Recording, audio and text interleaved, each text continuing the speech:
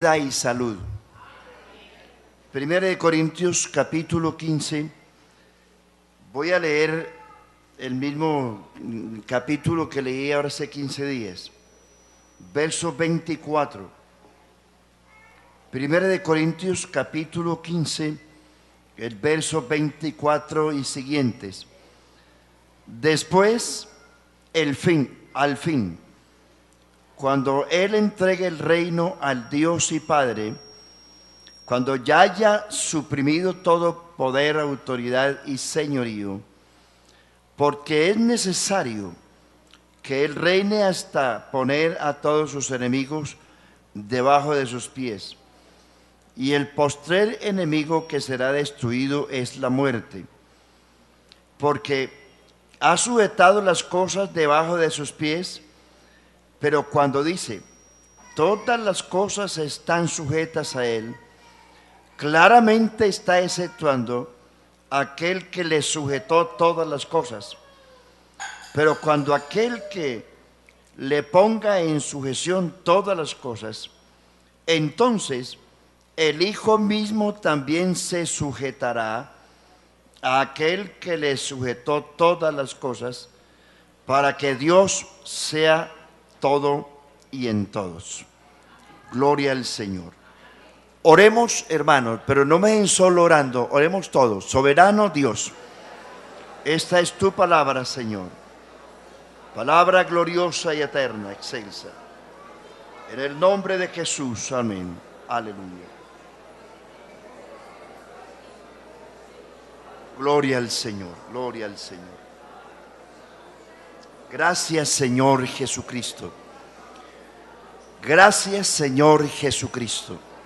Aleluya, aleluya. Gloria al Señor. Siéntense, por favor, hermanos y amigos, bienvenidos también al culto. Esta es una enseñanza bíblica que a todos nos interesa, y yo le ruego, hermano, si usted no puede escribir, por lo menos le ruego que me preste atención y algunos no se entretengan con el celular. Estamos en la presencia de Dios, hermano. El problema de las comunicaciones hoy es que algunos se han vuelto adictos y ya no pueden ni comer, ni dormir, ni estar en el culto, sino es con el celular prendido. Nosotros debemos ser reverentes e inclusive nosotros debemos apagar el celular durante el culto. Un día de esto les voy a hacer una trampa. Déjenlo ahí.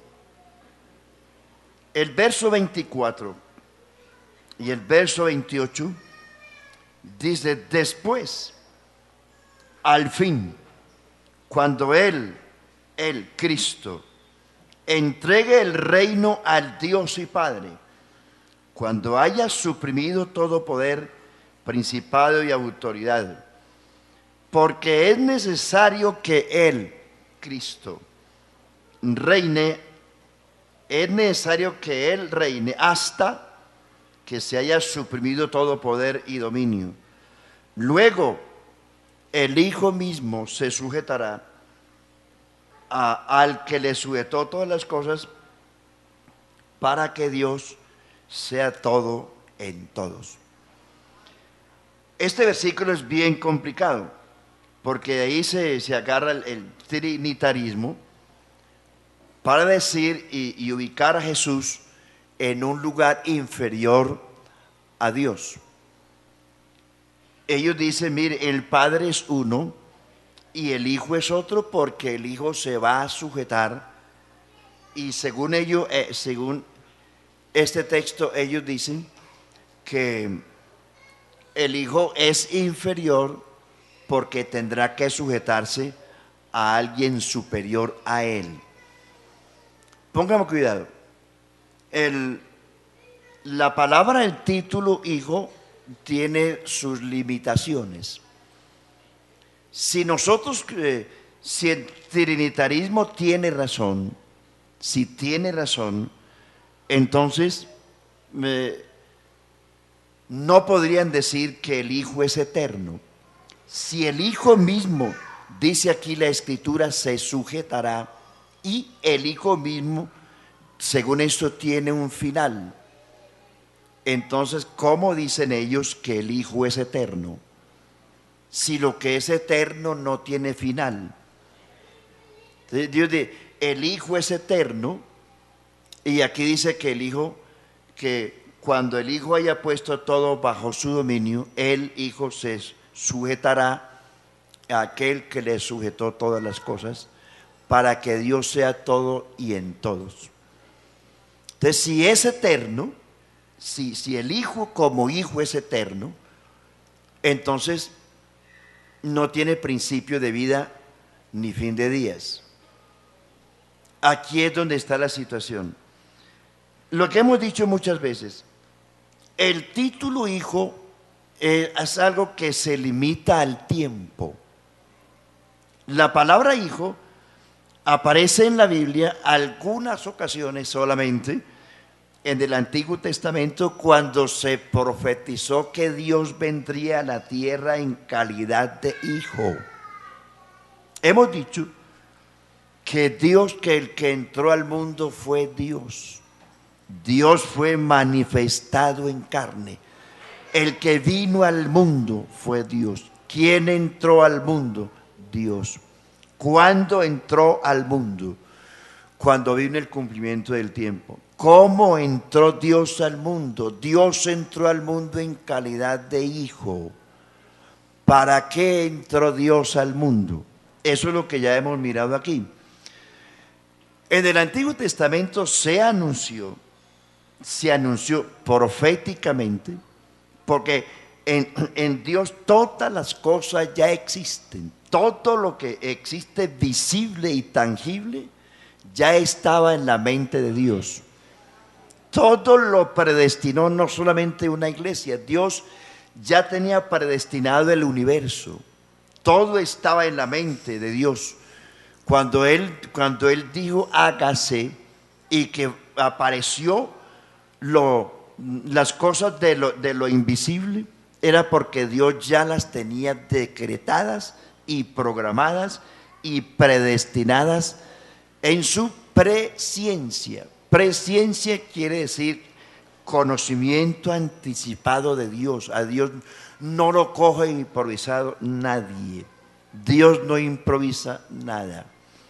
Entonces, cuando la Biblia habla de la manifestación de Dios en carne como Hijo, en el Antiguo Testamento aparece solamente unas pocas palabras el nombre de Hijo, pero no aparece como un hecho real, sino algo profético. Él dice Romanos 4 que Dios llama a las cosas que no son como si fueran. Para Dios no hay nada, para Dios no hay pasado, ni presente, ni futuro. Él vive el eterno presente. Nosotros somos los que nos limitamos al pasado, al presente y al futuro. Dios no. Dios no. Entonces, por ejemplo, 1000 años antes de Cristo se mencionó por primera vez la palabra hijo. En el Salmo 2 dice, tú eres mi hijo, yo te engendré hoy. Hoy. No estaba diciendo que el hijo fue engendrado en el tiempo de David. Es una profecía. Pídeme y te daré por herencia las naciones de la tierra, y como posesión tuya pídeme y te daré por herencia los confines de la tierra, y como tu posesión las naciones. Está hablando proféticamente de Cristo como hijo, proféticamente. En Isaías 9:6, en Proverbios capítulo 30, se menciona otra vez la palabra hijo, donde dice, y el nombre de su hijo, si lo sabes. ¿Se acuerdan? En tercer lugar, en el capítulo 9, verso 6 de Isaías, dice, porque un niño nos es nacido, hijo nos es dado. Esos tres versículos donde hace alusión a la palabra hijo son proféticos, porque Dios había dicho desde el Antiguo Testamento que Él mismo vendría en calidad de hombre. Él mismo había dicho en Isaías 35:4, decid a los de corazón apocado, esforzados, no temáis. He aquí vuestro Dios viene, vuestro Dios, no dice, he aquí el Hijo viene, sino he aquí vuestro Dios viene, con retribución y con pago. Él mismo vendrá y os salvará. ¿Me está oyendo, hermano? Y Isaías 52:6 dice, mi pueblo conocerá mi nombre. Por esta causa, porque en aquel día, porque yo mismo que hablo, estaré presente. Jeremías 33 dice que el Señor vendrá y se llamará el Señor justicia nuestra. Isaías 40 dice, voz del que clama en el desierto, preparad el camino al Señor. Y de eso tomó Juan el Bautista cuando él dijo, yo soy la voz, es decir, yo soy la profecía de Isaías 40, yo soy la voz de aquel que dijo Isaías, que clama del desierto, preparad el camino al Señor, enderezad senderos en la soledad. Miqueas 5:2 dice, decid,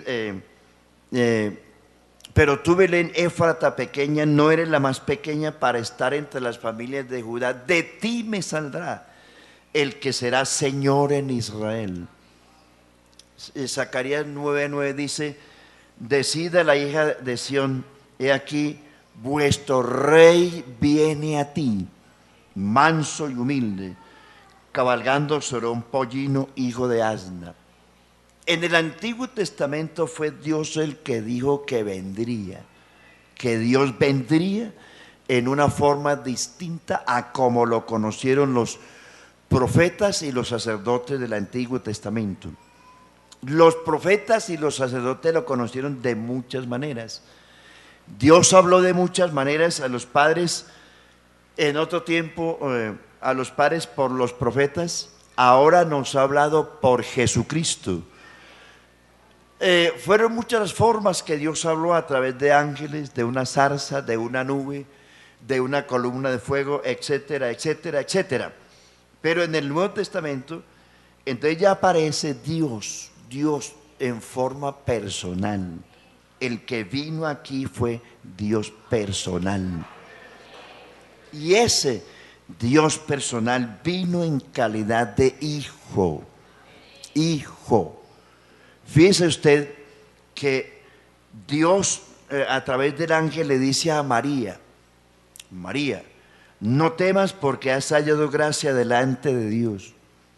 No temas, vas a tener un hijo. Vas a tener un hijo y ese hijo será llamado Hijo del Dios Altísimo. Y el Señor Dios le dará el trono de David su padre y reinará por los siglos de los siglos y su reino no tendrá fin. ¿Cómo será esto? Pues no conozco varón. El ángel le dice, el Espíritu Santo vendrá sobre ti y el poder del Altísimo te cubrirá con su sombra. Por lo cual el santo ser que nacerá de ti será, no dice ha sido llamado, no dice es llamado, no, él dice será, hablando de futuro, será, no ha sido llamado, será. Él fue profetizado como hijo, pero en profecía. Pero el capítulo 1 de San Mateo, en el capítulo 1 de Lucas, el ángel le habla a María. El capítulo 1 de San Mateo, el mismo ángel le habla a José. Cuando le dice, no temas recibir a María tu mujer, porque lo que en ella hay engendrado del Espíritu Santo es, y dará a luz un hijo. Hay que mirar bien la figura de hijo, y dará a luz un hijo, a un hijo, y llamarás su nombre Jesús, porque Él salvará a su pueblo de sus pecados. Dice, todo esto aconteció para que se cumpliese lo dicho por el Señor cuando dijo: he aquí la Virgen concebirá y dará a luz un hijo y llamará su nombre Emmanuel, que traducido es Dios con nosotros. Entonces, ese hijo era Dios con nosotros. Pero como Dios en calidad de Dios es Dios invisible, Él tomó forma humana, se hizo visible en la persona de Jesús, se hizo visible. Entonces, estando aquí en la tierra, el Señor Jesús era Dios y siguió siendo Dios. Hay un texto en Isaías donde dice: tú eres Dios que te encubres. Es decir, Dios se cubrió de un velo de carne. Hebreos capítulo 6 dice que a través del velo de su carne, es decir, que la carne de Jesús fue el velo que Dios tomó. Y Dios, a través de ese velo de carne, fue que le habló a los hombres a través de ese velo. Ese velo de carne es lo que la Biblia llama hijo. Hijo. Aquí hay unas pensamientos que son paralelos. Porque Dios, siendo Dios en la tierra, Dios siendo hijo en la tierra, no dejó de ser Dios, era Dios. Y aquí hay dos figuras que son muy importantes que usted las tenga, porque estamos hablando de que el Hijo un día se va a sujetar. ¿Aló, hermanos? ¿Estamos bien? Jesús en la tierra, aunque era hijo, era el Padre también. Eso es claro para nosotros. Jesús en la tierra, aunque era el siervo, era el Señor. Aunque era el príncipe, era el rey. Aunque se hizo oveja, era también el pastor. Aunque fue el cordero, era también el león. Aunque fue el varón de dolores, era el médico eterno. Aunque tuvo sed en la tierra, era el agua viva. Aunque tuvo hambre, era el pan vivo. Aunque se hizo débil entre los hombres, era el Dios fuerte. Gloria al Señor. Aunque se cansó del camino, Él ofrece descanso. Aunque murió como hombre, como Dios resucitó. Aunque oró, es el que contesta la oración. Aunque Él como hombre aprendió, Él es el maestro. Aunque era el maestro, aprendió. Aunque Él es el omnipotente y el soberano, obedeció. Aunque era Dios, se humilló. Y así muchas cosas, como dice Hebreos 5:7, que Cristo en los días de su carne. Es importante que Dios en los días de su carne se llamó Jesús, y en los días de su carne, dice, Cristo en los días de su carne ofreció súplicas y ruegos al que podía oírle, y a causa de su temor reverente, dice, fue oído a causa de su temor reverente, y por lo que padeció, aprendió la obediencia. Gloria al Señor.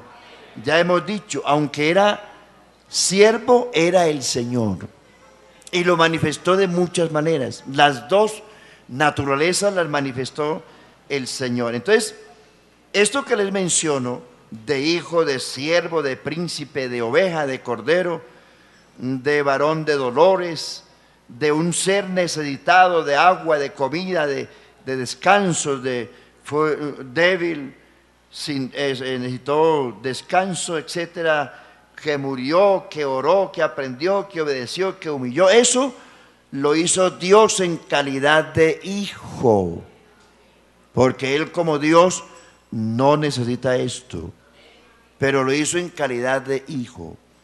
Entonces, miremos aquí tres cosas. Uno, cuando Jesús estuvo en la tierra,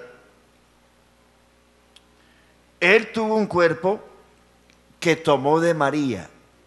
María fue el vehículo que Dios usó para en ese cuerpo, para tomar de ese cuerpo, o fue, digamos de otra manera, el molde que Dios usó para tomar de allí un cuerpo. Dios formó ese cuerpo. Ese cuerpo no lo engendró José. Ese cuerpo no es el resultado de un engendramiento humano. El cuerpo de Jesús no era el cuerpo de José. La sangre de Jesús no era la sangre de María. Sencillamente la Biblia dice que Él se hizo semejante, no igual. Hermanos, si Jesús hubiese sido igual a usted y a mí, pues José lo hubiera engendrado como es engendrado cualquier ser humano. Pero la concepción de Cristo es el milagro. Ahí es donde está el misterio. El nacimiento de Cristo no es un misterio. Jesús nació como nace cualquier persona, pero su engendramiento, ahí es donde está el misterio que no debemos meternos a investigar, porque un misterio es un milagro y un milagro no tiene explicación. Lo que a usted y a mí nos interesa es que ese Jesús de Nazaret nos salvó, nos rescató, nos perdonó. Y aquí vamos en el camino de la perfección. Y aquí vamos con Él, hermanos. Y nos llevará al puerto deseado donde Él quiere llevarnos. Entonces, y aquí lo hemos dicho, le agrego dos cosas. Si el cuerpo de Jesús hubiese sido el cuerpo, digamos, de Adán, de cierta forma de José, ese cuerpo se hubiese corrompido en la tumba. Pero el Salmo dice: no permitirás que tu santo vea corrupción. Jesús no se descompuso en la tumba, dando a entender que su cuerpo no fue engendrado de varón alguno. 2. La sangre de Jesús tampoco fue tomada de María, porque la sangre de Jesús la puso Dios. Hechos 20:28 dice: por tanto, dice, yo os protesto hoy, dice Pablo a los ancianos de Éfeso, que ustedes están comprometidos con Dios a cuidar de la iglesia que Dios ganó con su propia sangre. La sangre de Jesús es la sangre de Dios. Por eso Dios se hizo hombre, porque Dios como espíritu ni tenía cuerpo ni tenía sangre, pero para eso se hizo hombre, y en esa calidad de hombre tuvo una sangre no tomada de María, sino preparada por Dios. La Biblia dice que la carne y la sangre no pueden heredar el reino de Dios, no pueden ir al cielo. Sin embargo, la sangre de Jesús está puesta en el lugar santísimo en el cielo. Dice que Él entró a donde entró Jesús como sumo sacerdote con su propia sangre.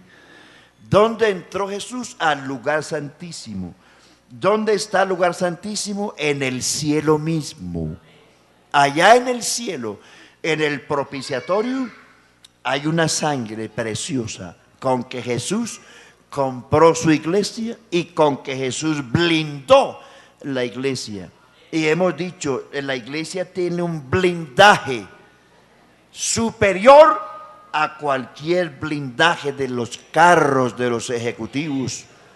Ese blindaje resiste los dardos de fuego del maligno que recibimos todos los días, y por eso es que la espada del diablo se estrella todos los días con la iglesia, y apenas echa candela el diablo de lo bravo.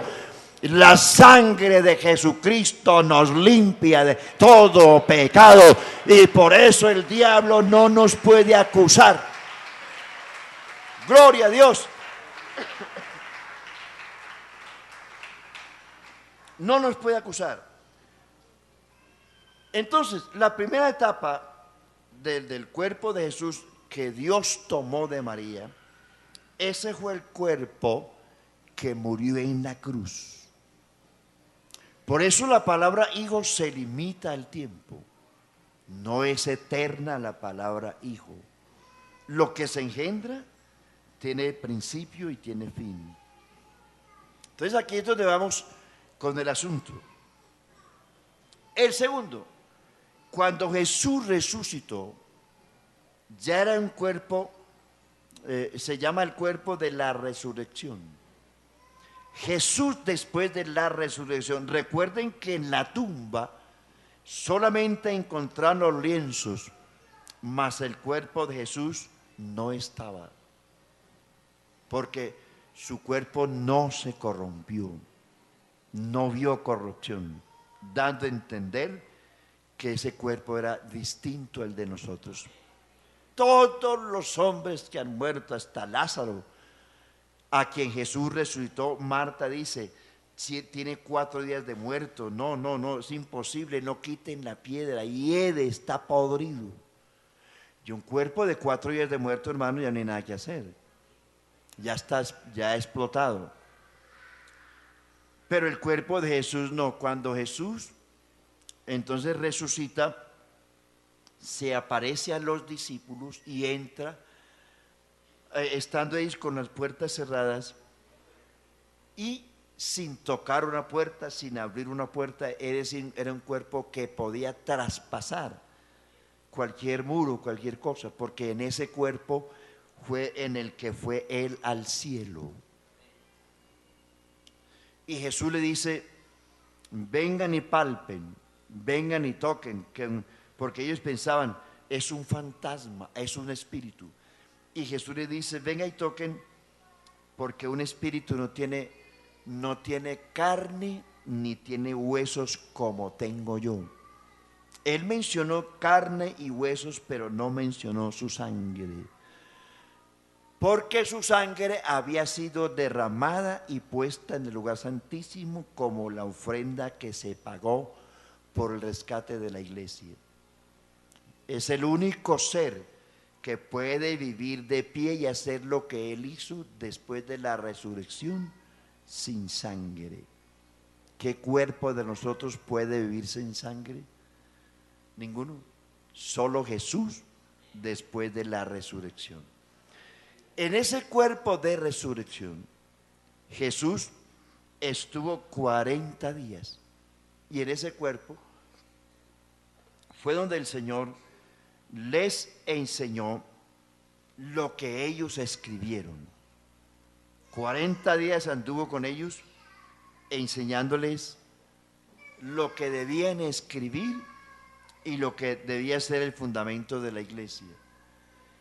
En tercer lugar, el cuerpo de la glorificación. El cuerpo de la glorificación fue en el cuerpo en que Jesús entró al cielo. Gloria al Señor. Entró al cielo. Hechos 1:11 dice, cuando Jesús se fue de ellos estaban mirando al cielo y los ángeles les dijeron, ¿qué estáis mirando? Este Jesús que fue tomado de entre vosotros al cielo, así vendrá como le habéis visto ir al cielo. Así vendrá. Entonces tengan en cuenta esto, miren. Jesús entró. La primera vez que entró a llevar su ofrenda al lugar santísimo, entró en el cuerpo de la resurrección. Y cuando Jesús se fue, ya definitivamente al cielo, entró al cielo en el cuerpo de la glorificación, es decir, glorificado. El Salmo 47:5 dice: subió el Señor con poder, al sonido de trompeta, subió al cielo. El Efesios 4:8 en adelante dice que el mismo que descendió, el mismo que subió, es el mismo que descendió a las partes más bajas de la tierra. El mismo que descendió a las partes más bajas de la tierra es el mismo que subió por encima de todos los cielos para llenarlo todo. El Salmo 24, que es un salmo mesiánico, dice: los ángeles alzado puertas y entrará el Rey de Gloria. Porque ya Jesús en el cielo es el Rey de Gloria.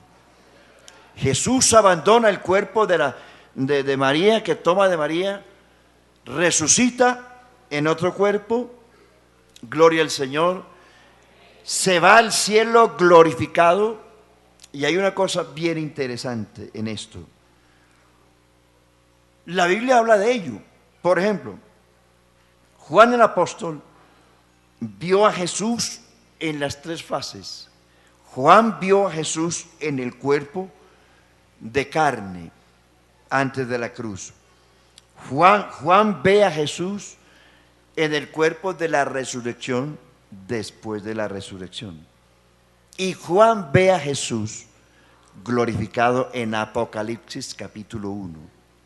Él lo ve de tres maneras: en la carne, en la resurrección y en la glorificación. Cuando Jesús venga por la iglesia, Él no va a venir por la iglesia a la tierra. Él llamará a la iglesia de las nubes. Y Él no vendrá en el cuerpo de carne ni en el cuerpo de la resurrección. Cristo se le mostrará a la iglesia en la glorificación. Hubo tres hombres en la Biblia que dan testimonio de que lo vieron glorificado. Los apóstoles, en su mayoría, el único que lo vio en las tres fases fue Juan. Los demás lo vieron en el cuerpo de carne y en el de la resurrección. Y Juan lo vio en las tres formas. Pero hubo personas que lo vieron glorificado. Esteban, en el capítulo 7 de los Hechos, dice: veo los cielos abiertos y a Jesús sentado a la diestra de la majestad. Esteban lo vio glorificado. Saulo, en el capítulo 9, cuando se le apareció, ahí no había una forma visible ni tangible. Dice que él vio una luz tan fuerte como el sol cuando resplandece en su fuerza, con tanto poder que lo derribó al piso y lo dejó ciego. Y una voz que decía: Saulo, ¿por qué me persigues? La voz le respondió, Saulo respondió: ¿quién eres, Señor? Porque Jesús es el Señor. Téngalo presente siempre: su Dios es el Señor. No un Señor, es el Señor. Digan gloria a Dios. ¿Creen que Jesús es el Señor, hermanos? Señor, ¿qué quieres que haga? Y Jesús: bueno, entonces Saulo, ¿quién eres, Señor? El Señor le respondió: yo soy Jesús, a quien tú persigues. Amigos y hermanos, no se metan con la iglesia. No se metan con la iglesia. Se lo lleva el diablo, hermano. La iglesia es lo más preciado que Dios tiene en la tierra. A Dios no le importan los tesoros que hayan aquí. Esto es de Él, quieranlo o no. Dios no trabaja por producir oro o petróleo, todo está programado y está ya la tierra lo tiene todo, pero si por algo trabaja Dios en la tierra hoy es por la iglesia. Dios dice, mi Padre trabaja y yo trabajo, pero Él no trabaja para producir petróleo, ni oro, ni plátano, ni yucas. Él trabaja es por la iglesia, para perfeccionar la iglesia, porque quiere que su iglesia llegue a la estatura de la plenitud de Cristo. Por eso es que el Señor trabaja. Todos los días trabaja por usted y por mí, para que usted y yo lleguemos a la perfección. Gloria al Señor. Y Juan también lo ve glorificado. Mire usted que Juan lo había visto de las dos maneras anteriores. Lo vio en la carne, lo vio resucitado, y cuando lo vio glorificado en Apocalipsis capítulo 1, dice, póngale cuidado, dice, yo estaba en el Espíritu en el día del Señor, y aún Juan en el Espíritu, cuando lo vio, dice que que vio en medio de los 7 candeleros de oro a uno semejante al Hijo del Hombre, sus cabellos blancos como blanca lana, sus ojos como llama de fuego, de su boca sale una espada aguda, sus vestidos largos hasta los pies, sus pies como el bronce bruñido. Y dice, cuando le vi, caí como muerto, y estaba en el Espíritu. Juan no estaba en la carne, no estaba en el cuerpo de carne. Dios lo había transformado y se lo había llevado al cielo en el Espíritu, para que Juan viera, oyera y escribiera en el Apocalipsis lo que ha de acontecer en el futuro. Juan estaba en el Espíritu, no estaba en la carne. Y aún en la carne, aún en el Espíritu, Juan dice que cayó como muerto, porque no resistió la presencia del Cristo glorificado. Gloria a Dios, qué hermoso es el Señor, hermano. Imagínense esta noche por un momento, si Dios algún día nos permitiera verlo, por alguna indijita de la puerta del techo, ver la gloria y la majestad de su grandeza, diríamos, Señor, estoy perdiendo el tiempo, qué mal cristiano soy, qué mal evangélico soy. ¿Usted no cree que Pablo cuando vio lo que la iglesia le espera, ese hombre vino y escribió cosas que nunca había escrito? Dice Pablo en 2 Corintios 12, dice, conozco a un hombre, si en la carne no lo sé, si en el Espíritu no lo sé, fue arrebatado al tercer cielo, donde vio y oyó cosas inefables que no le es permitido al hombre expresar. Dice, de ese hombre me gloriaré, mas de mí mismo no me gloriaré. Y para que la grandeza de las revelaciones no me desmidiesen de manera abrupta, me fue enviada en mi carne un aguijón de parte del diablo, un aguijón en mi carne para que me atormentase, razón por la cual he orado 3 veces a Dios que me quite el aguijón. Y Dios me ha dicho, bástate mi gracia, porque mi poder se perfecciona en la debilidad. Entonces, después de que Pablo ve lo que vio, porque fue Pablo fue arrebatado en el Espíritu y vio y oyó cosas inefables que no le es permitido al hombre expresar. No porque no se puedan expresar, sino porque no hay con qué. No hay lenguaje ni palabras para expresar lo que Pablo vio, lo que Pablo sintió en el Espíritu. Hermanos, que Dios nos ayude a perseverar. Si está concentrado en lo que le estoy diciendo, si tiene su mente aquí, hermano, Su cuerpo, su carne es pasajera, pero lo que le espera a la iglesia es eterno. Es grande, es glorioso, es excelso, no se puede explicar humanamente. Amén. Y entonces, después de que Pablo en el Espíritu ve eso, dice estas palabras, Filipenses 1, hermanos, yo mismo no pretendo ya haberlo alcanzado, pero una cosa hago, olvidándome lo que quedó atrás y extendiéndome lo que está delante, prosigo a la meta, al supremo llamamiento de Dios en Cristo Jesús. No me quedo atrás ni miro atrás, voy adelante. Y Pablo, después de eso, dice estas palabras, porque para mí el vivir es Cristo y el morir ganancia. Y dice, no sé qué escoger porque de ambas cosas estoy puesto en estrecho. Estar en la carne es beneficioso por causa de vosotros, pero estar con Cristo es muchísimo mejor.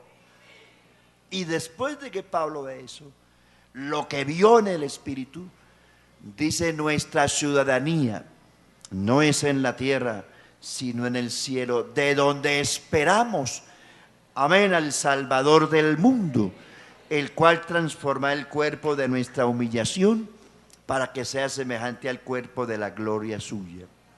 Y después de que Pablo ve eso, le dice a Timoteo en la segunda carta, capítulo 4, dice, yo ya estoy a punto de ser sacrificado, he acabado la carrera, he terminado la obra, he guardado la fe, por lo demás me está reservada la corona de justicia, la cual me dará el Señor juez justo en aquel día, sino también a todos los, no solo a mí, sino también a todos los que aman su venida. Gloria a Dios. Cuando Cristo venga por la iglesia, la llama de las nubes, y cuando usted se encuentre con Él en las nubes, no va a haber un cuerpo resucitado, sino un cuerpo glorificado. A los judíos en la gran tribulación, Él viene a la tierra, a buscar a los judíos, viene a la tierra, y en ese cuerpo se le mostrará a ellos el cuerpo de la resurrección, con las heridas, con las cicatrices en su cuerpo, y ellos dirán que qué heridas son estas, porque a ellos los judíos, Jesús, por ellos sí va a venir hasta la tierra en el cuerpo resucitado con las cicatrices, y ellos preguntarán, ¿y esas heridas qué?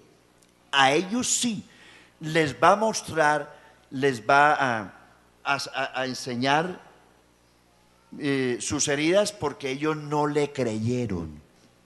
A usted y a mí no tiene que mostrarnos heridas, porque nosotros sí le hemos creído, aún sin ver sus heridas y sus llagas, aún sin ver su presencia, le hemos creído. Y Jesús dice, bienaventurados los que no vieron pero creyeron. Tú eres un bienaventurado esta noche, hermano.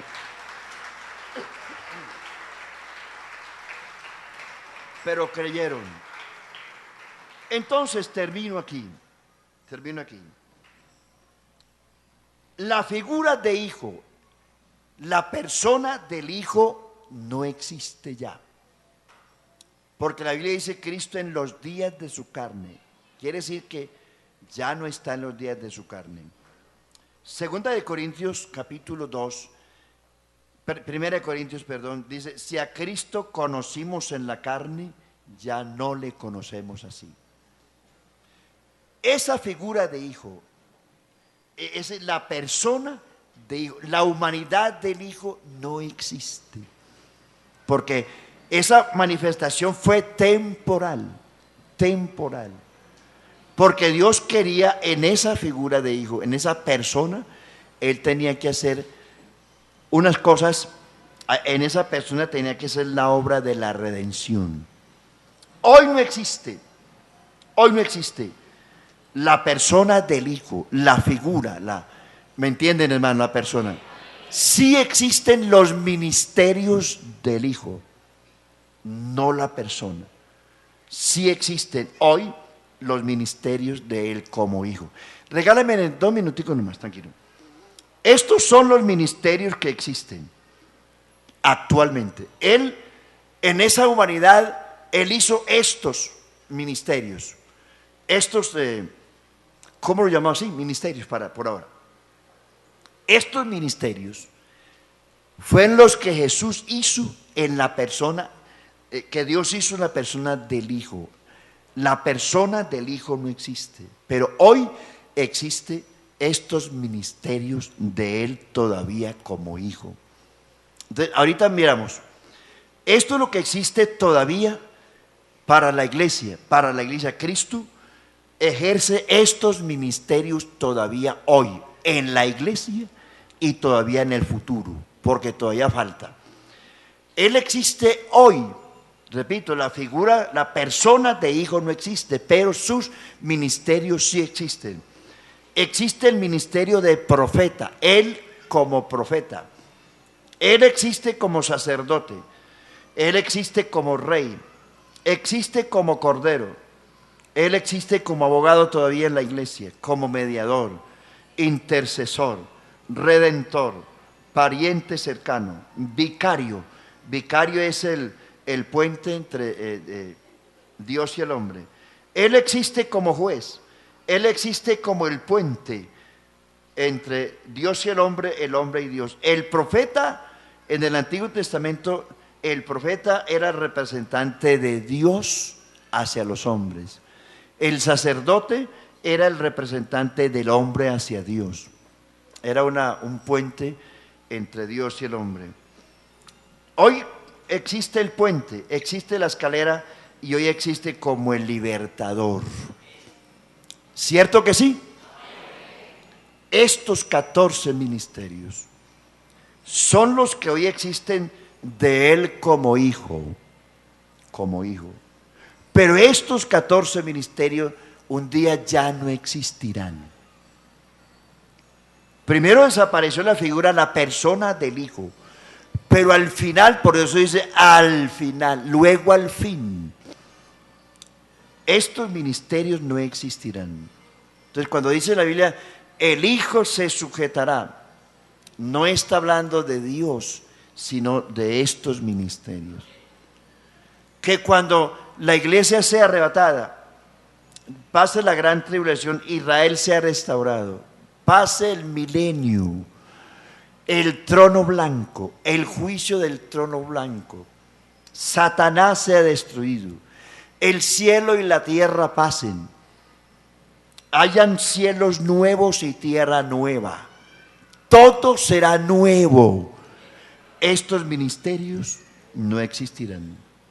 Ya no se va a necesitar un profeta, un sacerdote, un rey, un cordero, un abogado, un mediador, un intercesor, un redentor, un pariente cercano, un vicario, un juez, un puente, una escalera, un libertador. Ya no se va a necesitar, porque la iglesia estará en la inmortalidad con un solo Dios que se llama Jesús de Nazaret, y estos ministerios ya no existirán. Gloria a Dios, porque es un solo Dios. Esto desaparecerá y ya luego Dios no me hice entender, hermano. Ya de esto no vamos a necesitar, porque estaremos en la inmortalidad todos los que han de formar parte de este pueblo, en los cielos nuevos y en la tierra nueva. Por eso esto ya no se necesitará. Esto lo necesitamos hoy. ¿Cierto que sí? Hoy la iglesia, Israel, el mundo, el planeta necesita de estos ministerios todavía. Pero cuando ya hayan cielos nuevos y tierra nueva, esto desaparecerá. Y por eso es que tanto la figura del Hijo como los ministerios del Hijo ya no se necesitarán, y Dios y Dios y la eternidad volverá a ser lo que era antes que existía el cielo y la tierra. Gran futuro espera la iglesia, grandes cosas nos esperan. Por ahora, paciencia, luchemos en el nombre de Jesús, perseveremos en Cristo, que nada ni nadie nos aparte del Señor. ¿Quién nos separará del amor de Cristo? Tribulación, angustia, persecución, etcétera, etcétera. Antes, en todas estas cosas somos más que vencedores por medio de aquel que nos amó y se entregó a sí mismo por nosotros. El oro, la plata, el petróleo, todo lo que existe en la tierra pasará, se acabará.